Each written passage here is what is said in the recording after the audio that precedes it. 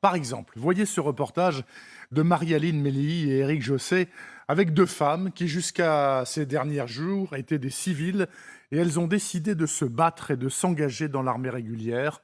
Elles sont à l'entraînement tout près de Kiev. Elle ne passe pas inaperçue. Victoria, 23 ans, infirmière, et Ilona, 25 ans, travailleuse sociale. Elles sont les seules femmes de cette unité. Au programme ce matin, savoir se mouvoir sur un champ de bataille et manier des armes.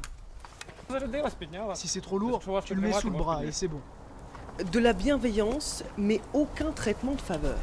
On fait les mêmes exercices que les hommes et on veut être au même niveau que les hommes. Recharger. Elle n'est pas une novice, mais elle manque encore de pratique pour être envoyée au front. Ce jour viendra sûrement et elle s'y prépare. Il faudra bien que je prenne le risque. Je devrais remplacer les soldats sur le front. Parce que les hommes, ils s'usent plus vite que les armes. Les femmes, un renfort indispensable face à l'ennemi. Elles savent qu'on n'aura jamais une vie normale tant que les Russes n'auront pas été expulsés. 50 000 femmes ont fait le choix de rejoindre l'armée.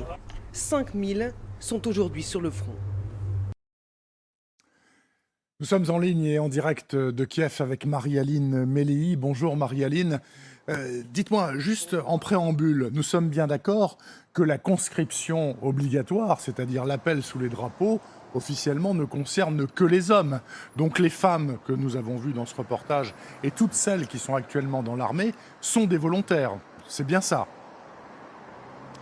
Exactement Bernard, elles sont volontaires et le formateur que vous avez vu dans le reportage qui témoigne à visage caché pour des raisons de sécurité, il nous a dit je ne pense que Vladimir Poutine ne m'aime pas beaucoup après ce qui s'est passé à Irpin, nous l'a répété 3 fois, elles ont fait le choix de s'engager pour défendre leur pays, elles sont volontaires et elles se débrouillent aussi bien que les hommes. Alors, elles se débrouillent aussi bien que les hommes, mais est-ce qu'elles ont le même état d'esprit que les hommes? Parce que bon, moi j'aurais quand même tendance à dire que malheureusement la guerre est d'abord et avant tout une affaire d'hommes. Est-ce qu'elles vous ont semblé, puisque vous avez été au contact avec elles pendant plusieurs heures, est-ce qu'elles vous ont semblé aussi agressives, aussi partantes, aussi battantes que les hommes? Mais Bernard, c'est être de la vieille école que de penser que la guerre est une je affaire le d'hommes. suis. Tous les Ukrainiens, les chefs militaires que nous avons rencontrés nous ont dit qu'ils ont besoin des femmes. Alors, vous savez, selon votre force physique, selon votre aptitude, vous pouvez occuper différents postes sur le front, le premier front, le second, le troisième, mais toutes les forces ukrainiennes sont utiles. Vous savez, j'ai demandé à Ilona, qui a 25 ans, qui a peut-être encore des choses à apprendre, qui manquent encore de pratique.